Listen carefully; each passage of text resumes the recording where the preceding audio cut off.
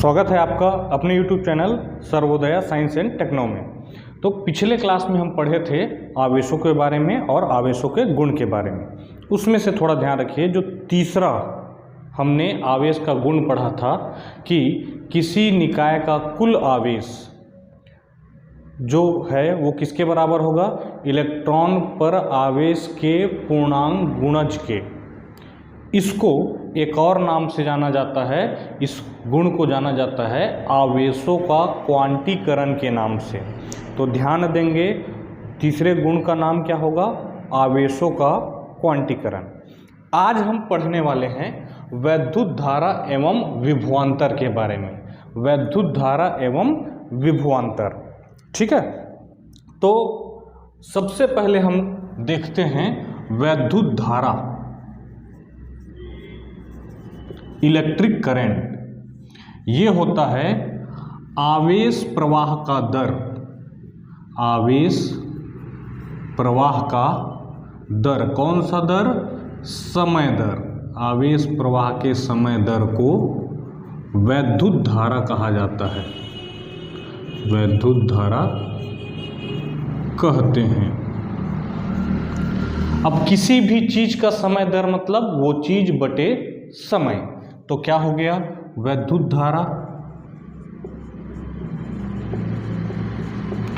आवेश बटे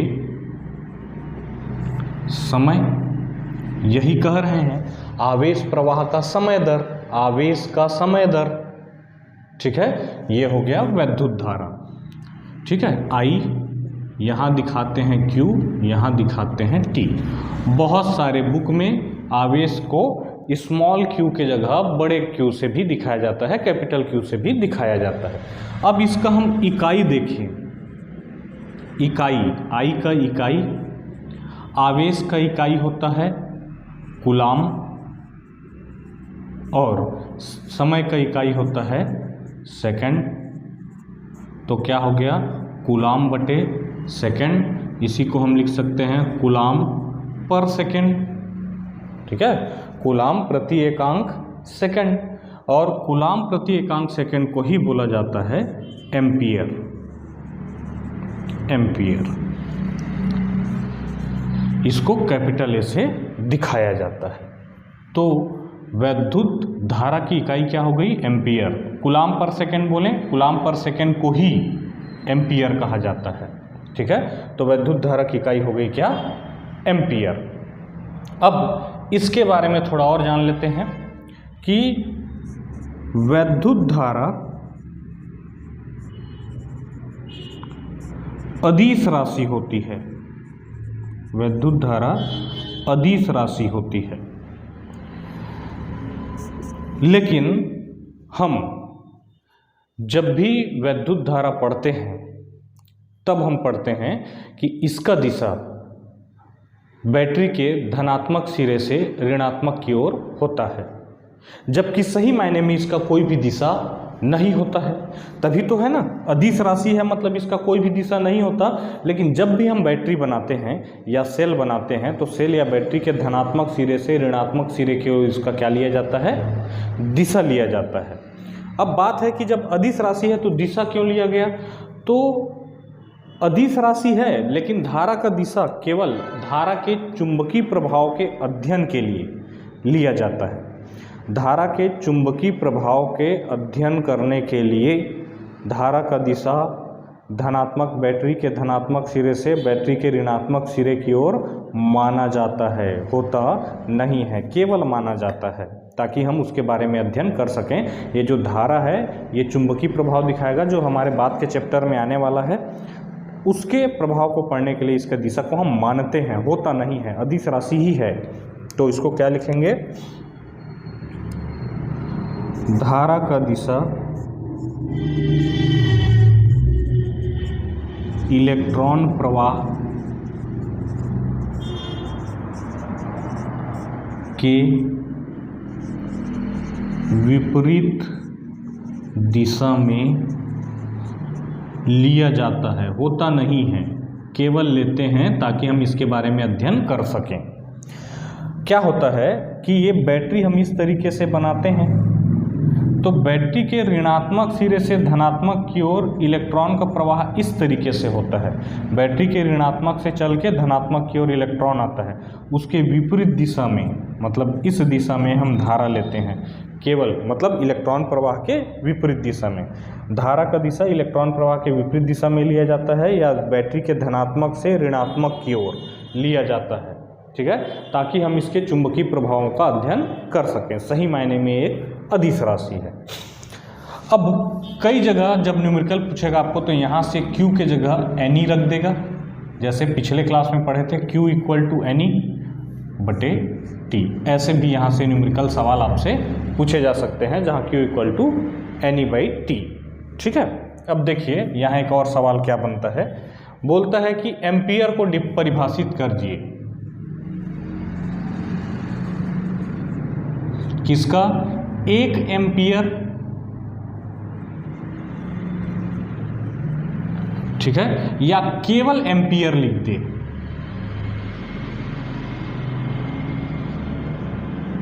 एम्पियर को परिभाषित कीजिए। तो देखिए एम्पियर किसके बराबर है?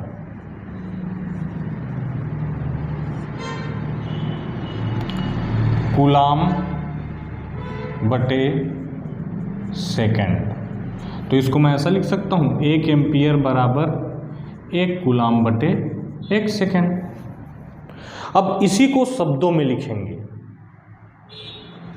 तब 1 एम्पियर का परिभाषा आ जाएगा। क्या लिखेंगे? देखिए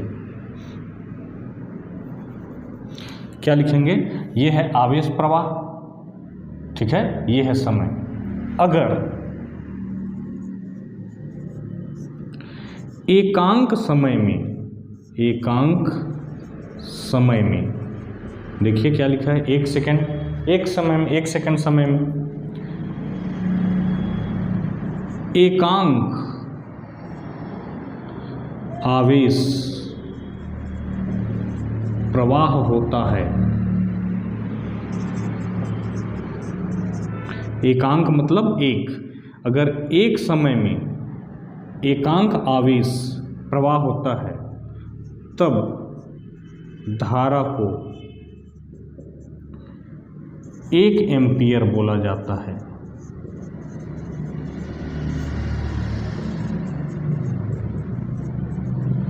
ये है 1 एम्पियर का परिभाषा। एकांक समय में, अगर एकांक समय में एकांक आवेश प्रवाह होता है तब धारा को 1 एम्पियर कहते हैं। तो यहाँ से आपको एम्पियर का क्या पता चल गया? परिभाषा पता चल गया। तो ये है वैद्युत धारा। सबसे पहले आवेश प्रवाह का दर इकाई अदिश राशि है, लेकिन इसके चुंबकीय प्रभाव को समझने के लिए हम इसका दिशा लेते हैं, होता नहीं है। अदिश राशि है तो इसमें कोई भी दिशा नहीं होगा, लेकिन इसके चुंबकीय प्रभाव को पढ़ने के लिए जिस दिशा में इलेक्ट्रॉन प्रवाह होता है उसके विपरीत दिशा में हम धारा की दिशा लेते हैं। इसको और डिटेल में बताऊंगा थोड़ा आगे। अभी समझ लीजिए कि इलेक्ट्रॉन जो है खुद के पास, इलेक्ट्रॉन के पास ऋणात्मक आवेश होता है तो धनात्मक की तरफ आकर्षित होगा, तो ऋणात्मक से धनात्मक की तरफ जाने की कोशिश करेगा। तो जिस दिशा में इलेक्ट्रॉन प्रवाह हो रहा है उसके विपरीत दिशा में किसकी दिशा होगी? करंट की दिशा होगी। यानी कि इलेक्ट्रॉन बैटरी के ऋणात्मक से धनात्मक की ओर प्रवाह होती है, लेकिन धारा बैटरी के धनात्मक से ऋणात्मक की ओर, यानी कि इलेक्ट्रॉन की दिशा के विपरीत दिशा में इसका दिशा माना जाता है, ठीक है। तो ध्यान रखेंगे वैद्युत धारा अदिश राशि है, लेकिन केवल वैद्युत धारा के बारे में अध्ययन करने के लिए या इनके चुंबकीय प्रभाव के बारे में अध्ययन करने के लिए उसका दिशा को हम मान लेते हैं। सही मायने में उसका कोई भी दिशा नहीं होता है। फिर आया 1 एम्पियर का परिभाषा। एम्पियर किसके बराबर है? कूलम। इसी एम्पियर, कूलम पर सेकंड को ही हमने एम्पियर लिखा है, तो 1 एम्पियर बटे 1 कूलम बटे 1 सेकंड लिख सकते हैं। अगर एकांक समय में एकांक आवेश प्रवाह होता है तब धारा को क्या कहे हैं? 1 एम्पियर कहें। तो यहाँ से 1 एम्पियर का आपको क्या मिल जाएगा? परिभाषा मिल जाएगा। स्क्रीनशॉट ले लीजिए।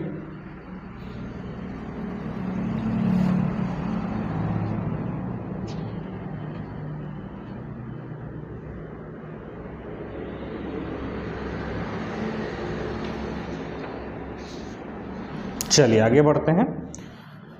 थोड़ा सा और ध्यान रखेंगे, अगर इसका धारा का छोटी इकाई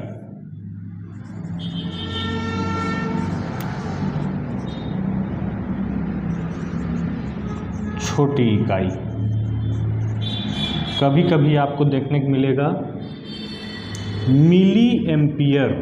मिली एम्पियर, इसको क्या कहेंगे? Milli ampere. मिली एम्पियर का मतलब होता है 10⁻³ एम्पियर। मिली मतलब होता है 10⁻³ 10⁻³ कहीं कहीं मिल गया माइक्रो एम्पियर।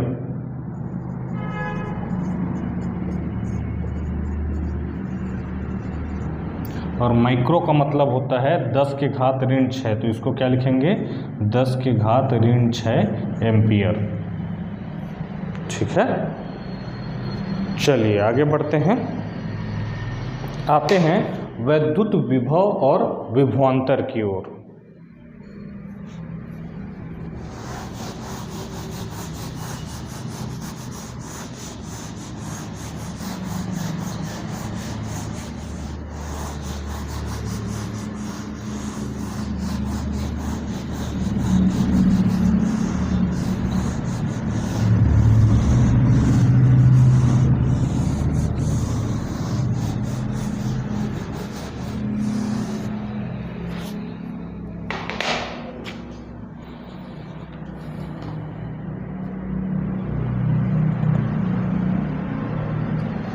चलिए देखिए, छोटा सा एक चीज़ और देख लेते हैं कि अगर वैद्युत क्षेत्र बनता कैसे, वैद्युत क्षेत्र का मतलब क्या हुआ।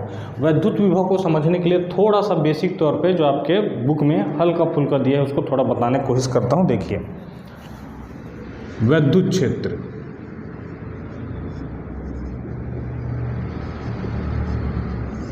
देखो क्या होता है, जिसको हम बोलते हैं इलेक्ट्रिक फील्ड।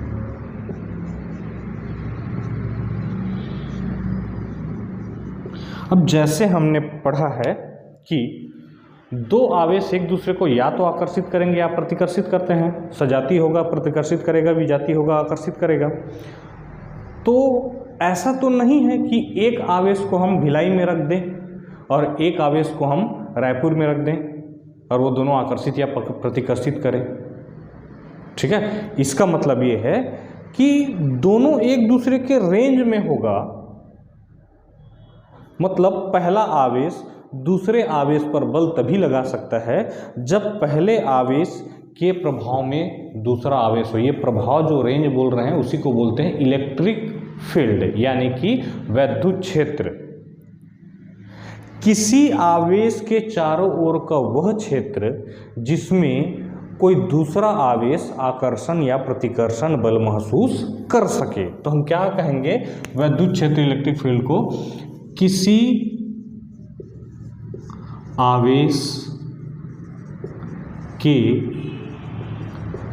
चारों ओर का वह क्षेत्र जिस पर कोई दूसरा आवेश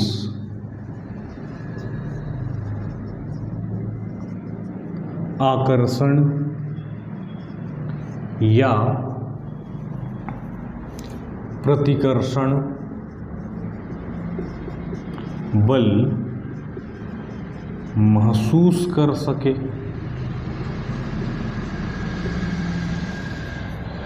किसी आवेश के चारों ओर का वह क्षेत्र जिस पर कोई दूसरा आवेश आकर्षण या प्रतिकर्षण बल महसूस कर सके। अगर धनात्मक आवेश है तो उसके लिए वैद्युत क्षेत्र हम लंबवत बाहर की ओर बनाते हैं।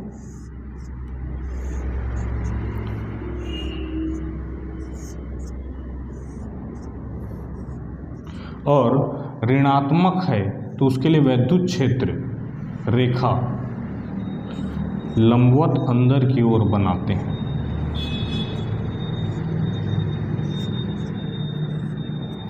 ये सब काल्पनिक रेखाएं हैं। काल्पनिक रेखाएं हैं वैद्युत क्षेत्र को समझने के लिए, वैद्युत क्षेत्र को प्रदर्शित करने के लिए वैद्युत क्षेत्र रेखाओं का मदद लिया जाता है, जो यह बतलाता है कि इसके चारों ओर वैद्युत क्षेत्र है, इसके चारों ओर वैद्युत क्षेत्र है। इसी क्षेत्र में कोई दूसरा आवेश रहेगा तब वो आकर्षण या प्रतिकर्षण का बल महसूस कर सकता है। तो बेसिक इसमें डिटेल आपसे क्वेश्चन नहीं पूछ सकता है क्योंकि आपके सिलेबस में उस डिटेल में नहीं है, लेकिन हाँ ये पूछ सकता है कि बिंदु आवेश धनात्मक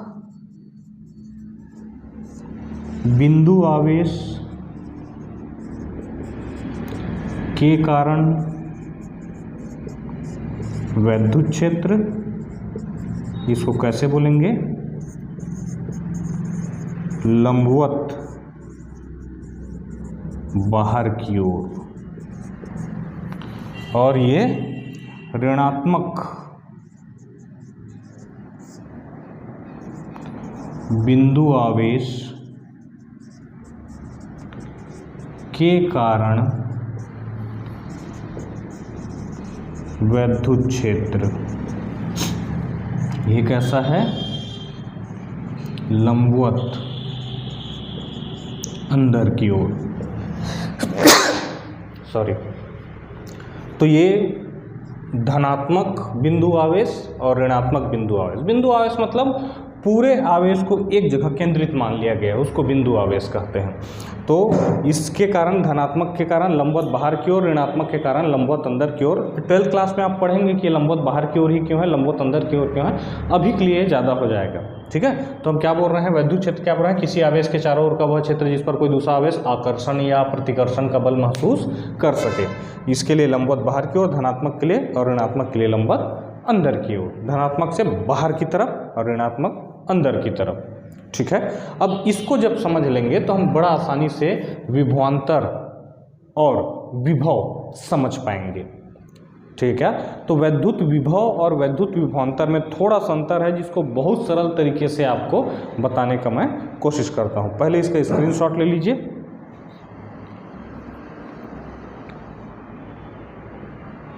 चलिए बढ़ते हैं।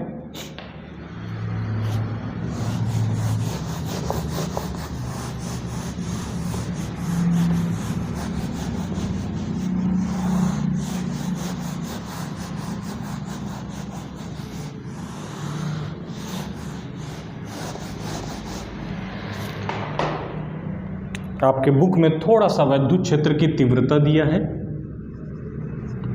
वैद्युत क्षेत्र की तीव्रता, जिसको हम ई से दिखाते हैं, इलेक्ट्रिक फील्ड। ठीक है, तो मान ले जाए कोई आवेश है, कोई बना लेते हैं कि धनात्मक आवेश है, तो उसको चारों ओर इस तरीके का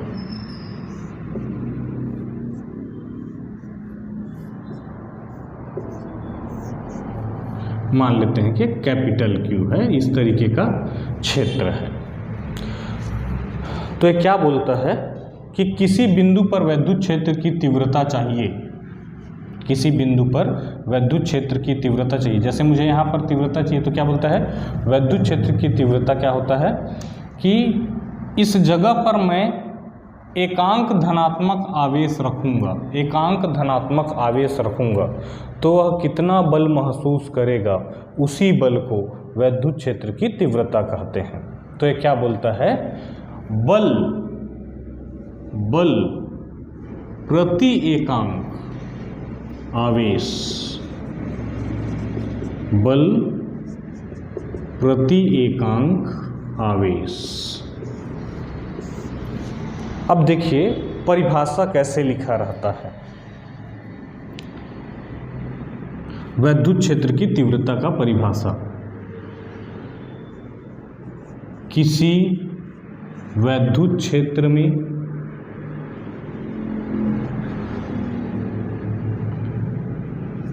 किसी बिंदु पर,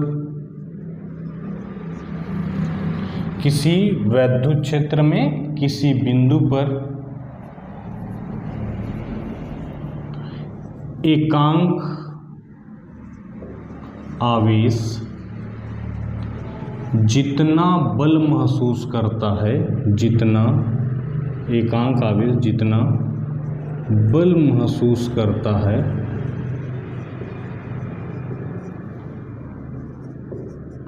उसे उस बिंदु का वैद्युत क्षेत्र की तीव्रता कहते हैं। एकांक धनात्मक आवेश या एकांक आवेश जितना बल महसूस करता है उसे उस बिंदु का वैद्युत क्षेत्र की तीव्रता कहते हैं। यहाँ से भी देखिए, बल प्रति एकांक आवेश, इसके हिसाब से मैं यदि लिख दूं, यदि Q बराबर एकांक है तब E और F आपस में बराबर हो जाएंगे। क्या बोला है देखिए, किसी वैद्युत क्षेत्र में किसी बिंदु पर एकांक आवेश जितना बल महसूस करेगा, एकांक आवेश जितना बल महसूस करेगा, इसी बल को वैद्युत क्षेत्र की तीव्रता कहेंगे। समझ रहे हैं क्या? तो आप एग्जाम में ऐसा लिखें तो भी चलेगा, या बल प्रति एकांक आवेश को ही वैद्युत क्षेत्र की तीव्रता कहते हैं, ये भी चलेगा। और देखो, इतने को शब्दों में लिखा जाए अगर तो क्या बोलेंगे, एकांक आवेश जितना बल महसूस करेगा, इसी बल किसके बराबर है, वैद्युत क्षेत्र की तीव्रता के बराबर है। किसी वैद्युत क्षेत्र में किसी बिंदु पर एकांक, आप ऐसा लिख लेना, एकांक धनात्मक आवेश, एकांक धनात्मक आवेश जितना बल महसूस करता है उसे उस बिंदु का वैद्युत क्षेत्र की तीव्रता कहते हैं। और हो गया तो कभी इकाई पूछ दिया, इकाई ई का, तो F का इकाई होता है न्यूटन, बल का इकाई न्यूटन और आवेश का इकाई कूलाम। न्यूटन पर कूलाम ही इसका इकाई हो जाएगा। ठीक है क्या? तो ये है वैद्युत क्षेत्र की तीव्रता, जो थोड़ा सा आपके टेक्स्ट बुक में दिया है, स्क्रीनशॉट ले लीजिए।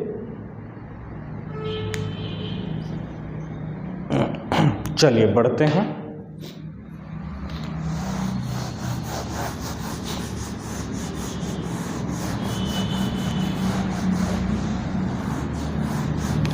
विभव और विभवांतर की ओर। वैद्युत विभव और वैद्युत विभवांतर, तो एक देखना है हमको वैद्युत विभव, इलेक्ट्रिक पोटेंशियल, और विभवांतर, पोटेंशियल डिफरेंस, वैद्युत विभवांतर बोल दें तो भी चलेगा। चलिए देखिए क्या होता है, बड़ा आसान है, कुछ विशेष नहीं है इसमें। ये कोई Q आवेश है जिसके चारों तरफ क्षेत्र है, ये कोई Q आवेश है जिसके चारों तरफ क्षेत्र है। ठीक है, एक मिनट में कैमरे का डायरेक्शन चेक कर लेता हूँ।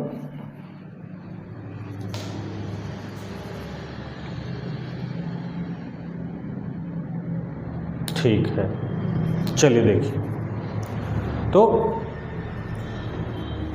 इस वैद्युत क्षेत्र में अलग अलग बिंदु का अलग अलग विभव होगा। अब बात है कि विभव का मतलब क्या होता है सर, विजुअलाइज नहीं हो पाता है, मतलब सोच नहीं पाते हैं कि इस विभव का मतलब क्या है।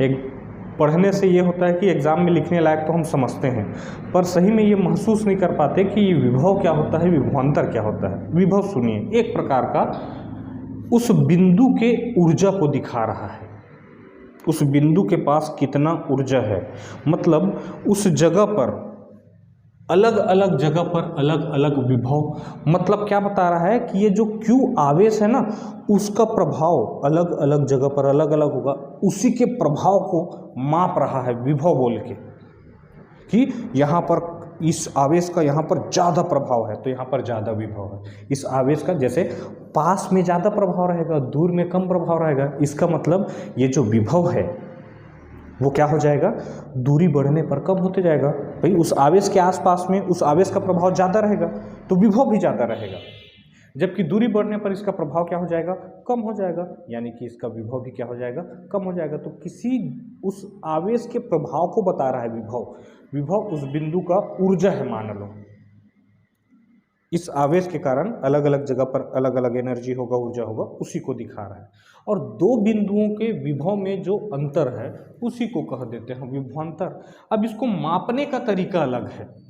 देखिए, वैद्युत विभव को भी V से दिखाते हैं और विभवांतर को भी V से दिखाते हैं, लेकिन यहाँ पर एक बिंदु चाहिए। जैसे आप यहाँ पर लिख सकते हैं विभव A का, विभव B का,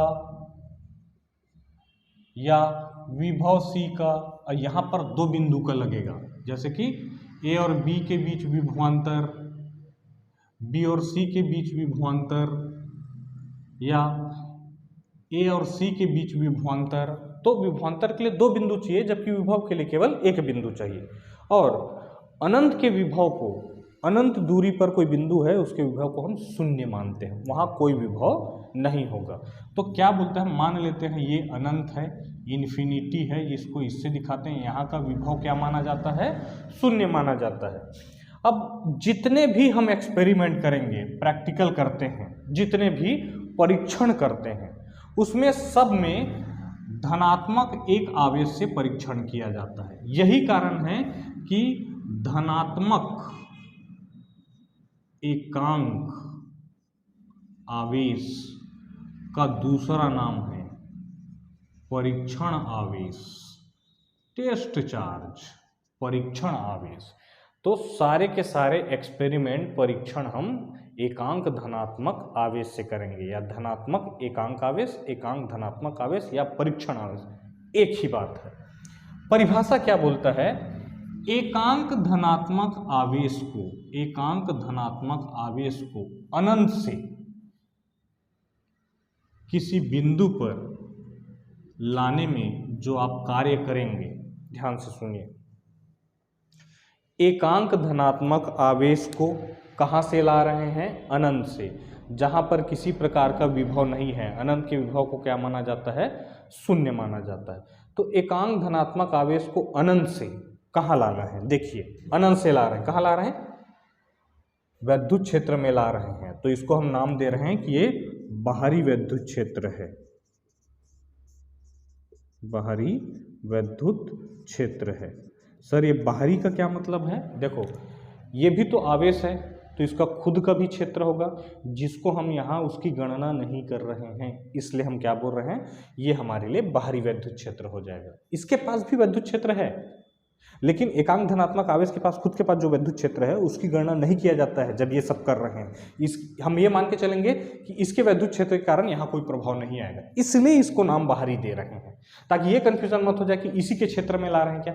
खुद के क्षेत्र के कारण कोई बल महसूस नहीं करता है, जब एक आवेश को दूसरे आवेश के बल क्षेत्र में रखेंगे तब वो बल महसूस करेगा। खुद के क्षेत्र के कारण कोई बल महसूस नहीं करता है, दूसरे क्षेत्र में रहेगा तब बल महसूस करेगा। नहीं तो खुद के क्षेत्र के कारण अगर बल महसूस करता तो आवेश अपने आप घूमते ही रहता, खुद के क्षेत्र में बल महसूस नहीं करेगा। ठीक है, तो क्या बोल रहे हैं, अनंत से ला रहे हैं, कहाँ ला रहे हैं, बाहरी वैद्युत क्षेत्र में, बाहरी वैद्युत क्षेत्र के किसी बिंदु में ला रहे हैं। तब क्या कर रहे हैं, एकांक धनात्मक आवेश को अनंत से बाहरी क्षेत्र, बाहरी वैद्युत क्षेत्र के किसी बिंदु पर लाने में जो कार्य किया जाएगा, लाने में जो कार्य किया जाएगा, मान लेते बिंदु ए है, उसी को ए का विभवांतर कहा जाएगा। क्या बोल रहे हैं, देखिए इसका डेफिनेशन क्या लिख रहे हैं, एकांक वैद्युत विभव का डेफिनेशन, एकांक धनात्मक आवेश को अनंत से किसी बाहरी क्षेत्र के किसी बिंदु पर लाने में किया गया कार्य उस बिंदु का विभव कहलाता है, विभव कहलाता है। अब देखिए अनंत से किसी एकांक धनात्मक आवेश को, है ना, एकांक धनात्मक आवेश को अनंत से किसी बाहरी क्षेत्र के किसी बिंदु पर लाने में किया गया कार्य को उस बिंदु का विभव कहते हैं। ठीक है क्या। अब एकांक धनात्मक आवेश को लाए हैं तो आपको W कार्य करना पड़ा है, अगर Q को लाते तो कैसे होता, ध्यान से देखिए। हमने क्या कहा कि अगर Q आवेश को लाया जाता तब आपको विभव को क्या लिखते, W/Q लिखते। तो ये दूसरा परिभाषा आप लिख सकते हैं विभव का, कार्य प्रति एकांक आवेश को विभव कहते हैं। कहाँ से, लेकिन ये कार्य कहाँ से कहाँ तक है? अनंत से किसी बिंदु पर लाने में कार्य, कहाँ से कहाँ, ध्यान रखिए, कहाँ से कहाँ लाए हैं? अनंत से कहाँ पर? किसी बिंदु ए पर लाए हैं। बिंदु ए बी सी जो भी लिखना है, तो कार्य प्रति एकांक आवेश कहाँ से कहाँ, लेकिन ये कार्य कैसा है? अनंत से किसी बिंदु ए पर लाने में। ठीक है क्या? देखिए परिभाषा के हिसाब से, अगर Q बराबर धनात्मक 1 कूलम रखते, Q बराबर धनात्मक 1 कूलम, तो ये आ जाता कि नहीं आ जाता? यहाँ से क्या हो जाता? VA बराबर W हो जाता। और यही तो परिभाषा था कि एकांक धनात्मक आवेश को लाएंगे तो जो कार्य किया जाएगा वही A का विभव हो जाएगा। ठीक है क्या? तो ये है आपका वैद्युत विभव। इकाई देखना चाहें आप तो मैं इसका वैद्युत विभव को इकाई यहाँ लिख देता हूँ। देखिए विभव का इकाई क्या है? W/Q। W कार्य, तो कार्य का इकाई होता है जूल और इसका होता है कूलाम, तो जूल पर कूलाम। ठीक है, हो सकता है वहां नहीं दिख रहा हो, तो चलिए यहां पर लिख देता हूं मैं इकाई को।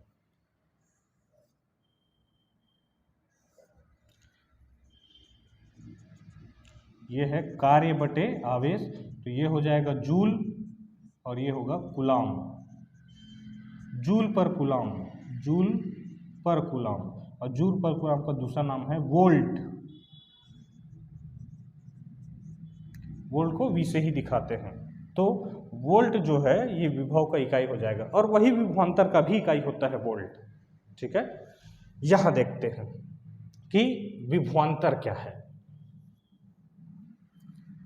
फिर से एक आवेश लिए हम Q, इसके चारों तरफ क्षेत्र बना है लंबवत बाहर की ओर, समझने के लिए। तो यहां एक बिंदु चाहिए, यहां दो बिंदु चाहिए, ये बड़ा आसान है। क्या बोलता है? एक बिंदु से दूसरे बिंदु किसी धनात्मक एकांक धनात्मक आवेश को एक बिंदु से दूसरे बिंदु तक ले जाने में, बिंदु ए से बिंदु बी तक ले जाने में जो कार्य किया जाएगा उसी को क्या बोला जाएगा? ए और बी के बीच का विभवांतर। यहाँ अनंत से किसी बिंदु पर, यहाँ क्या बोलता है? किसी एकांक धनात्मक आवेश को एक बिंदु से दूसरे बिंदु तक ले जाने में जो कार्य किया जाएगा वही उन दोनों बीच के बिंदुओं का विभवांतर कहलाएगा। यहाँ भी वैसे ही है। देखिए परिभाषा अगर लिखूं तो अब इसको फिर से क्या कहेंगे? बाहरी क्षेत्र। ठीक है, तो क्या क्या क्या लिखेंगे विभवांतर?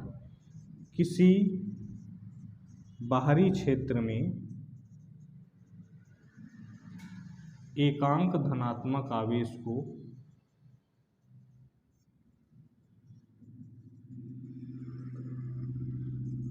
एक बिंदु से दूसरे बिंदु तक ले जाने में किया गया कार्य उन दोनों बिंदुओं के बीच का विभवांतर कहलाता है। इसको भी आप ऐसे ही लिख सकते हैं, VAB बराबर कार्य बटे, लेकिन यहाँ क्या बोला था? यहाँ कार्य कैसे है? अनंत से किसी बिंदु पर लाने में। यहाँ पर कार्य कैसे है? एक बिंदु से दूसरे बिंदु तक लाने में। यहाँ पर कार्य कैसे है? एक बिंदु से दूसरे बिंदु तक लाने में। ठीक है, एक बिंदु से दूसरे बिंदु तक लाने में किया गया कार्य प्रति एकांक कूलाम। देखो इसको क्या लिखा है हमने? इसको एक बिंदु से दूसरे बिंदु ऐसा लिख सकते हैं। अगर Q बराबर धनात्मक 1 हो जाए तो देखो VAB बराबर हो जाएगा कि नहीं? WAB के। VAB बराबर हो जाएगा WAB के। क्या बोलता है कि अगर एकांक धनात्मक आवेश को एक बिंदु से दूसरे बिंदु तक ले जाने में किया गया कार्य, एकांक धनात्मक आवेश को हम किसको ले जा रहे हैं? +1 कूलम को ले जा रहे हैं। एकांक धनात्मक आवेश को एक बिंदु से दूसरे बिंदु में ले जाने में किया गया कार्य दोनों के बीच के विभवांतर के बराबर है। यहाँ पर देखिए, अगर Q के बराबर हम 1 करते हैं तो VAB बराबर हो जाएगा WAB, जो कार्य A के B के बीच है वही विभवांतर के बराबर है। इसका इकाई भी यही होगा। इकाई देखें हम अगर इसका, तो ऊपर है WAB और नीचे है आवेश, है ना। तो VAB का इकाई क्या हो गया, जूल कूलाम, जूल पर कूलाम, और जूल पर कूलाम का ही दूसरा नाम है वोल्ट। ठीक है, तो ये है आपका वैद्युत विभव और विभवांतर। अब फर्दर आपसे फिर से सवाल पूछ सकता है कि 1 वोल्ट की परिभाषा बताइए, 1 वोल्ट की परिभाषा बताइए। तो पहले आप इसका स्क्रीनशॉट ले लीजिए, फिर मैं आपको 1 वोल्ट की परिभाषा बताता हूं।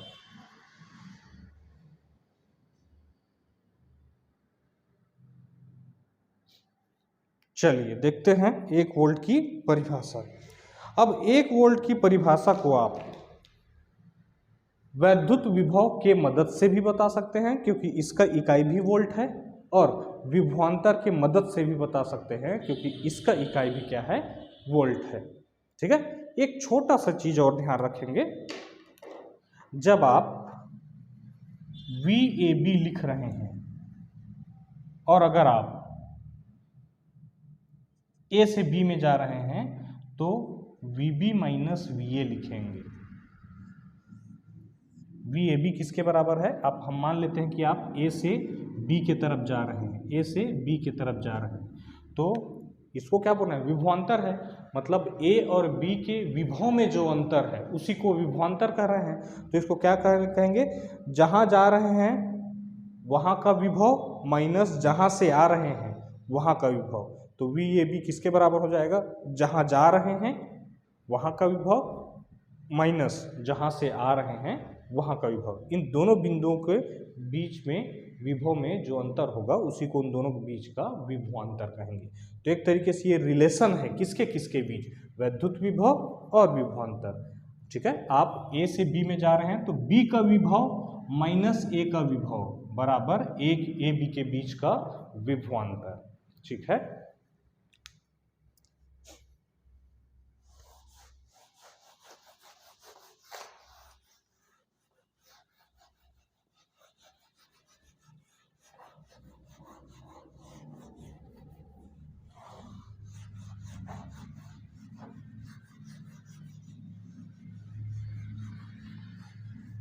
चलिए एक है आपका विभव के हिसाब से परिभाषा, 1 वोल्ट की परिभाषा।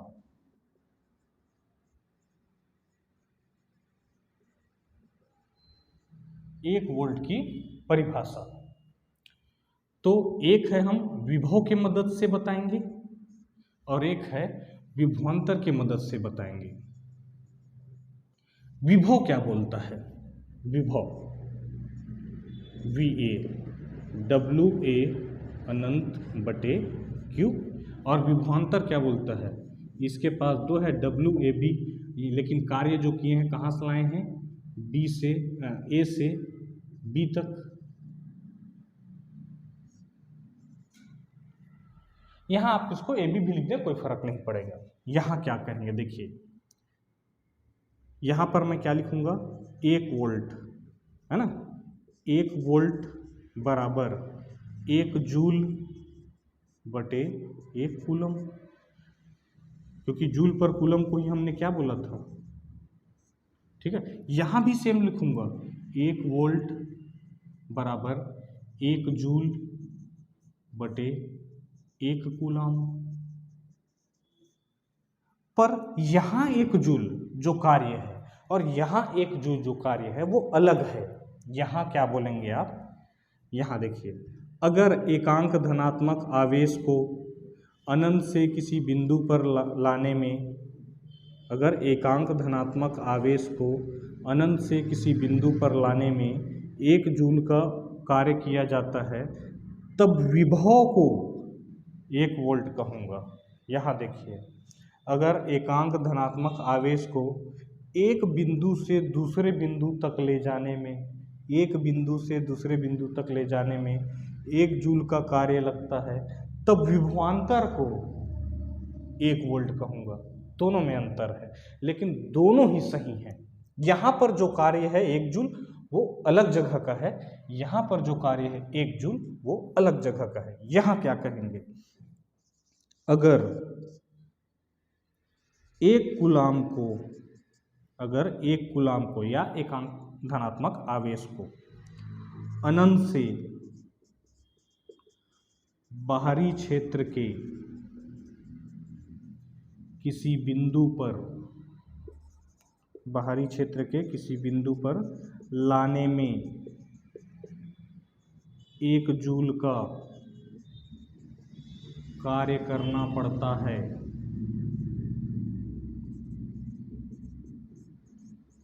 तब उस बिंदु के विभव को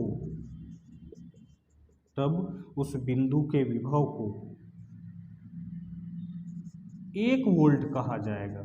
1 वोल्ट कहा जाएगा। ठीक है। अब यहाँ क्या है, यहाँ पर कार्य बस को बदलना है। यहाँ कार्य है अनंत से किसी बिंदु तक लाने में, और यहाँ का कार्य कैसे है, एक बिंदु से दूसरे बिंदु तक ले जाने में। तो देखिए यहाँ कार्य को कहेंगे, अगर किसी बाहरी क्षेत्र में 1 कूलाम को एक बिंदु से दूसरे बिंदु तक ले जाने में 1 जूल का कार्य करना पड़ता है,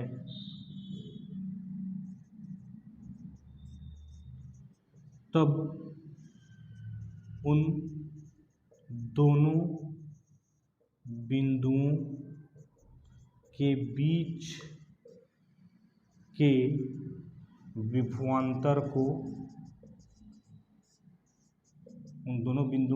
विभवांतर को 1 वोल्ट कहेंगे। ये भी सही है। तो आप चाहे विभव के मदद से 1 वोल्ट की परिभाषा बताएं, चाहे विभवांतर के मदद से 1 वोल्ट की परिभाषा बताएं, दोनों ही सही हैं। ठीक है। तो आज हम क्या पढ़े, वैद्युत क्षेत्र की तीव्रता, ठीक है क्या, और विभव और विभवांतर को काफी डिटेल में हमने पढ़ा है। अब जब हम पढ़ेंगे ओम का नियम और प्रतिरोध, तो इन सब का हमको जरूरत पड़ने वाला है। ठीक है। ओम का नियम और प्रतिरोध, इन सब में हमें विभव है, विभवांतर है, इन सब का जरूरत पड़ने वाले हैं। और आपको मैं विजुअलाइज करा दूंगा कि सही में करंट कैसे प्रवाहित होता है, और धारा को, करंट को क्यों हम अदिश राशि मानते हैं, और जिसको हम बोल रहे हैं कि धारा प्रवाह हो रहा है, क्या सही में धारा प्रवाह हो रहा है या कुछ और ही है।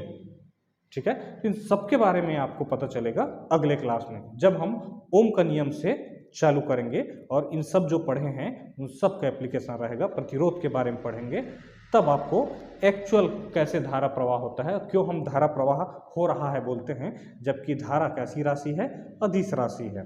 तो इन सब के बारे में आपको नेक्स्ट वीडियो में पता चलेगा। ठीक है। तो आज के वीडियो को यहीं ख़त्म करते हैं और अगले वीडियो में फिर से मिलते हैं। Thank you.